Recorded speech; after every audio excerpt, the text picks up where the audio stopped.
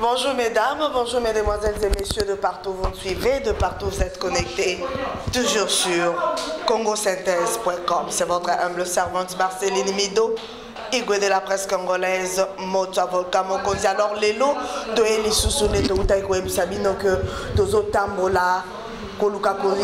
Qu'est-ce qui se passe exactement en Algérie? Alors Congo Bololo s'est déplacé et en Algérie pour la cause de la information, toye ba vie sociale au bande ko la biso bazo traverser lango awa na kati Algérie. Tolongo Londres, l'Angleterre, toye awa sur place pour toye ba vie sociale ya bande ko la biso par rapport ya Sadem. Na bisa kibino na lobi Sadem ezali ONG o e bandi sika o ezana besoin ya ko aider communauté africaine ko aider bateau bazo souffrir na uta ko laksabino bomona ki ba jeune fille biso bazo uta côté ya désert ndenge baza ko abuser bango sexuellement tozo mona ndenge bato bazangi place à kolala. Je ne sais pas ce qui caméra la biso par luka ameka boa kozwa image botala ba condition de vie au bato bazo vivre nango.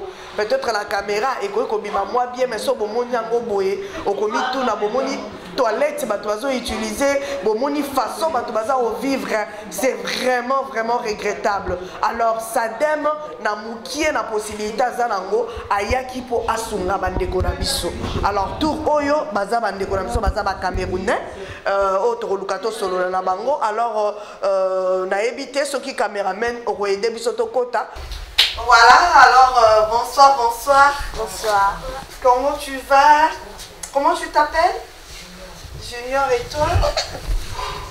C'est qui? Gigi? Julie. Waouh. Et toi? Gloire.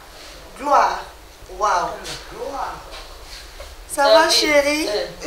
David. C'est qui le nom? Kenza. Kenza. Et toi? Waouh. Bonjour maman. Bonjour. Moi je suis Marceline Mido, je suis la présentatrice de l'émission Congo Bololo. Et moi c'est Gisèle. Maman Gisèle. Ça c'est maman Suzanne. Maman Suzanne. Ok.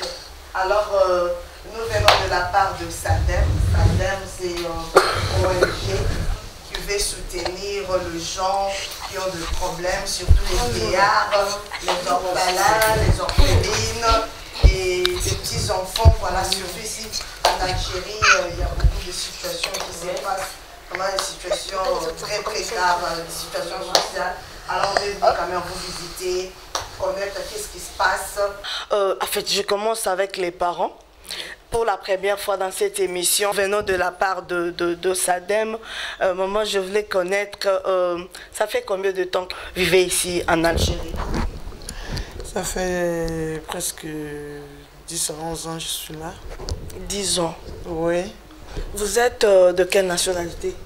Camerounaise. Vous êtes camerounaise. Ok. Et ma soeur Gisèle, vous c'est combien de temps? Oui, moi je suis là, ça fait 2 ans. 2 ans. Je suis aussi camerounaise. Bonsoir d'abord à tous ceux qui nous regardent. Et merci à Sadem de nous donner l'occasion de pouvoir causer, de pouvoir nous exprimer quoi. Donc tout ce que je voulais dire c'est que la situation dans le pays où nous sommes n'est pas aussi favorable à nous, puisque nous avons d'abord fui notre pays parce que à cause des difficultés que nous avons là-bas, on se disait qu'on devait trouver mieux ici, avec tant de souffrances que nous avons eues au désert, les agressions, les viols, et tout ça. On est arrivé ici aujourd'hui et on se retrouve face au refoulement. Avant, donc nous sommes aussi arrivés avec des enfants. Si on nous refoule avec ces enfants, on ne sait pas comment on va encore refaire encore le même trajet qu'on avait fait pour revenir, parce que ce trajet-là, elle est vraiment pénible. Et même si vous avez des moyens, même traverser le désert, c'est pas facile. Il y a trop de choses qui se passent là-bas. Donc, je dis encore une fois de plus merci à cette ONG qu'ils aillent de l'avant et que bon, si pour vous nous soutenir, comme on nous a dit tantôt, ça nous ferait du bien, parce que ici même le travail nous n'avons pas. Les enfants, même l'école, ils ne vont pas parce que pour aller à l'école, il faut certaines formalités. Et les papiers, tout et tout. Et en Algérie, on ne donne pas les papiers aux immigrés.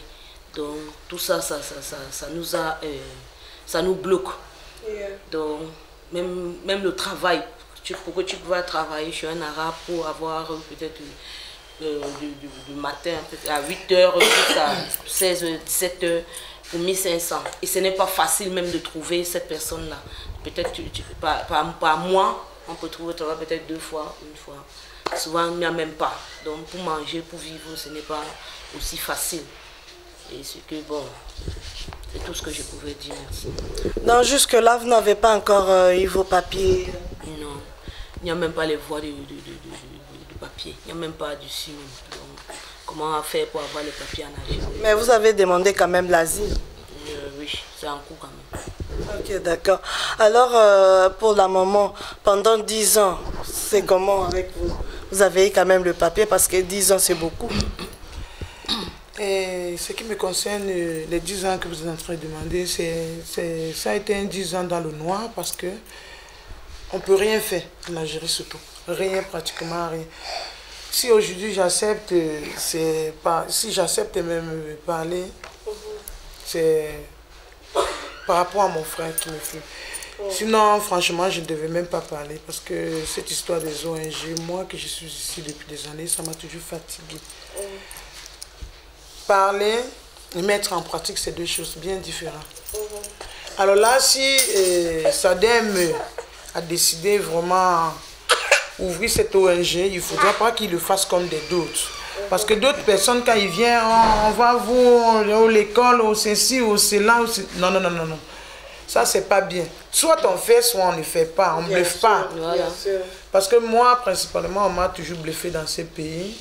Bon, je suis resté aveugle durant toutes ces années. Je la regrette, franchement, mais je ne la regrette pas aussi parce que tout ce que Dieu fait dans la vie est bon. Ce que je voulais dire, je remercie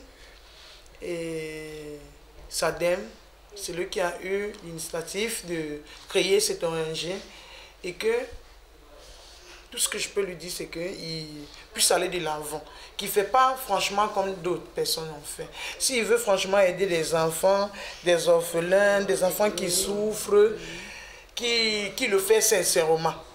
Pas pour faire comme d'autres qu'on fait et après on n'a pas vu de suite. Voilà.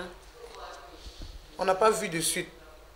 Alors là, c'est vraiment pénible pour nous.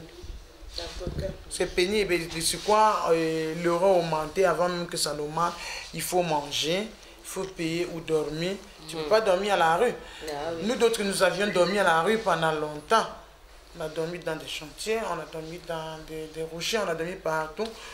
Mais s'il y a quelqu'un qui a décidé, franchement, le fait, comme Staline, qu'il le fasse franchement. Et vous aussi, vous avez passé par le désert?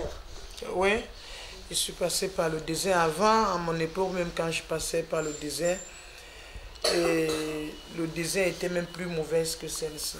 Mais présentement, le désert elle est mauvaise, mais pas comme avant. C'est l'entrée de l'Algérie qui est maintenant trop difficile. Avant, on payait les 1000 dinars pour arriver à 2000, mais aujourd'hui, tu te retrouves en train de payer 100 euros ou 20 000 dinars pour monter. Ça devient un peu trop tracassant. Est-ce que l'histoire de viol qu'on a entendu parler, est-ce vrai? On est en train de violer les... Oui, au désert, on disait on viole les gens, on tue même. Oui. Ça dépend. Parfois, nous sommes dans des 4x4 en train de voyager. Il y a d'autres qui ont la voiture en pleine vitesse pendant qu'il est en train de filer. Quand il file, quand il saute sur un carré, boum, tu vois quelqu'un, il tombe, il casse son bras, d'autres perdent l'œil, d'autres perdent beaucoup de choses. Il y a beaucoup de choses qui sont mauvaises au désert. Ça, le désert n'est pas une bonne chose, mais puisque, et nous d'autres, on dit, en ce que je sache, on dit souvent que ceux qui ont des moyens ne sont pas dehors. C'est nous d'autres qui nous souffrons, que nous sommes obligés d'être dehors pour chercher de quoi manger pour nos enfants et pour nos familles derrière. Puisque si nos familles étaient bien, je ne crois pas franchement que nous pouvons prendre le désert pour venir en Algérie et ressouffrir encore. Tu ne peux pas souffrir dans ton pays, tu viens dans un autre pays souffrir encore. Ça, c'est vraiment de la catastrophique. Alors là, je suis en train de vous prier. que vous avez pris de la peine de quitter au Canada, au Canada, hein, à Londres, pour venir nous rendre visite. Que le bon Dieu vous protège et qu'il vous donne la force, qu'ils ouvrent votre cœur, que vous puissiez aller de l'avant et que vous le fassiez sincèrement. Merci beaucoup. Alors avec maman Gisèle, est-ce vrai qu'on achète les femmes avec 50 €, 100 €? Quand on vous achète, on vous abuse sexuellement? Vous pouvez confirmer ça? Moi, ce que je sache, c'est qu'au désert, on viole les filles. Parce qu'il y a des convois qui arrivent, on demande à toutes les femmes de se mettre d'un côté et les hommes de l'autre côté. Là, ce sont des bouzous, on les appelle quoi, les bouzous, ceux qui sont dans le désert là. C'est eux qui font ça. Ils vous prennent comme ils veulent. Personne, à l'heure là, même le convoi, même votre guide ne peut rien. Personne ne parle, personne n'a parole. Jusqu'à ce qu'ils font ce qu'ils veulent de vous, après ils vous libèrent. Vous entrez dans votre voiture et vous partez. Alors achetez les filles. Il y en a, ça dépend. Il y a ceux qui peut-être donnent de l'argent, mais ceux qui prennent forcément. Oui, par force. Acheter, il y a ceux qui achètent, c'est difficile de trouver ceux qui vont acheter. Mais ceux qui prennent avec la force, il y en a. Mais cette question n'a même pas sa place parce que franchement, quand vous dites acheter la femme, si on achète une femme et que si on achète une femme et qu'elle prend cet argent pour partir, ça veut dire qu'elle a voulu. Oui, c'est vraiment elle a voulu. Ça, c'est une question de volonté. Ça, c'est acheter, ça veut dire, si c'est agresser, c'est autre chose. Là, agresser, c'est des bousous, c'est des gens qui le font. Mais si quelqu'un te donne déjà son argent et que tu prends son argent pour aller dormir avec lui, ça n'a rien à y voir. Ça veut dire que tu as voulu te livrer, peut-être que... Mais on les oblige d'accepter. Si vous refusez, peut-être... Non, si c'est obligé d'accepter, là c'est autre chose. Moi je sais que au désert, quand on dit viol, ça veut dire on t'oblige, on t'harcèle. Mais déjà quand on te paye, ça c'est plus harceler. Si on te paye et que tu pars avec tes pieds proprement, ça veut dire que tu as voulu. Mais si on te paye, tu refuses, tu cries, on t'attache, ça c'est déjà une agression. C'est une agression sexuelle. Et par rapport aux accommodations, les loyers, c'est comment vous payez ici ou bien le gouvernement paye pour vous? Ah, chacun se bat, hein. Tu te bats.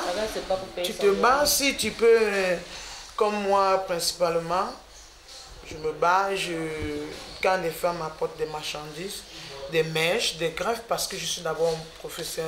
En fait, à mon niveau, je suis coiffeuse. Je coiffe, je fais des ongles, je fais des cils. Quand ils viennent avec des mèches, des cils, un peu de tout, j'achète. Quand j'achète, c'est pour revendre. Et quand je revends, je coiffe certaines personnes avec, je place des ongles, des cils, c'est avec ça que je me bats pour payer ma maison et tout. Donc vous dormez comme ça, comme je vis, seulement avec les lits comme ça, oui, et puis vous dormez. Oui. Vraiment. Et avec les enfants? On n'a rien, on n'a pas de choix, puisque on n'a pas. Vraiment. Oui. C'est vraiment pénible pour nous. Bon, on ne peut rien faire puisque nous sommes venus chercher pour manger. Mais s'habiller quand même. Même s'habiller, il n'y a rien. Facilement. Non, c'est pas manger aussi. C'est pas facile. La possibilité de manger. C'est pas facile. Donc tout est difficile. Tout est difficile. On survit, on ne vit même pas. On survit. Parce que quand on dit on vit, c'est autre chose, c'est une autre dimension. Mais nous, quand on ne trouve pas facilement du travail aussi, on peut alors vivre comment? Quand quelqu'un ne travaille pas. Tu ne travailles pas. Quand tu travailles, peut-être tu peux travailler 2 fois par semaine, 2 fois par mois. Après, il n'y a même pas le travail, ainsi de suite. Et quel genre de travail que vous faites? Le ménage. Le ménage, la marme, le massage, chez les ingénieurs. En dehors du ménage. Et il y a aussi de femmes qui font la prostitution ici? Ça, moi, ça... Vous ne pouvez pas avoir honte, hein, c'est juste l'histoire des honte. La prostitution ici, d'abord, en Algérie, moi, je ne crois pas parce que moi, je n'ai jamais même vu.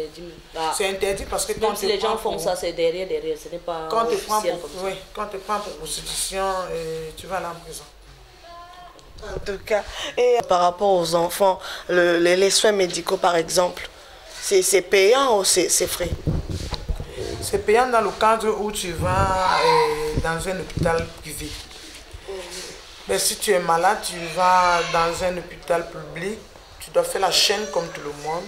Et entre-temps, même si ton enfant souffre comment, on ne lui donne même pas un comprimé.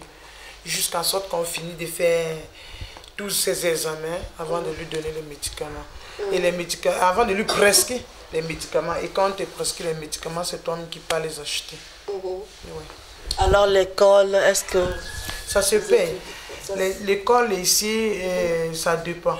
Si tu pars dans une école publique, à une seule condition que l'enfant est déjà à partir de 6 ans, va dans une école publique, mais ils parlent typique arabe. Ils apprennent typique arabe dans l'école. Si toi tu ne veux pas maintenant, tu es obligé, puisque l'enfant, c'est pas facile aussi d'apprendre en arabe. Tu es obligé de payer des écoles privées pour les envoyer là-bas. Il y a 6 Médina, il y a 8 Médina, il y a 12 Médina, il y avait du transport, tout ça est dedans. Alors quand vous êtes venu ici, c'était pour rester ou bien pour aller peut-être en Europe?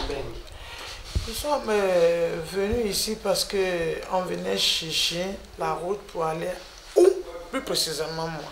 Je venais parce que je cherchais la route pour avoir un endroit où je peux gagner mon gagne-pain et pour ma famille. Que c'était ici, moi ça m'arrangerait. C'est en Europe, moi ça m'arrangerait, mais puisqu'ici c'est trop difficile, je suis en train de chercher la route pour partir avec mes enfants. Et on m'a appris que beaucoup de gens se cachent. Oui, justement, ça fait presque 2 semaines que ça s'est un peu calmé. Parce qu'avant, même quand tu allais à la boutique, même pour acheter du pain, comme tu es sorti, tu ne rentres plus. Parce qu'on a arrêté, on mélangeait, on confondait tout le monde. Que tu as les papiers ou que tu n'as pas les papiers, on va t'arrêter. Et quand on t'arrête, c'est pour te centraliser. Pour aller même acheter de quoi manger, tu ne pouvais même plus partir acheter de quoi manger. Avec ce froid ici, parce qu'il fait aussi tellement froid, vous avez quand même les, comment dirais les chauffages. Ah, avec même le chauffeur même qui est gâté, on se bat avec. Vous voyez. On se bat.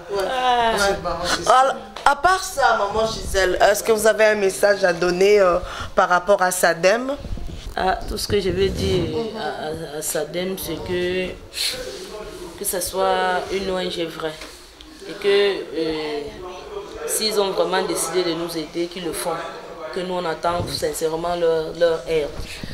Parce que depuis que nous sommes là, nous ne voyons pas, on ne sait où avancer ou reculer, on est aussi au milieu. Donc si eux ils peuvent nous aider, ça serait la bienvenue. Merci. Et la maman, vous avez un message à donner? Mot de la fin et puis on va donner la parole aux enfants. D'accord.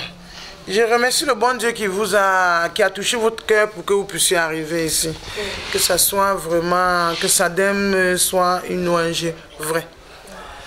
Vrai, pas comme ce que nous avions l'habitude de rencontrer. Et que l'Éternel Tout-Puissant puisse vous donner la force, vous, les organisateurs, les organisatrices, pour que vous puissiez aller de l'avant et que vous pensez aussi à nous, à tout le reste qui n'ont pas de stabilité. En tout cas. Et alors, je vais essayer de poser des petites questions aux enfants aussi. Et comment toi, tu t'appelles encore? Ton nom, c'est qui? Kini. Kini. Est-ce que tu as un message à donner à SADEM? Tu n'as pas un message? Mais tu te portes bien. Tu dors bien? Faut parler. Oui. Tu dors bien. Oui, tata.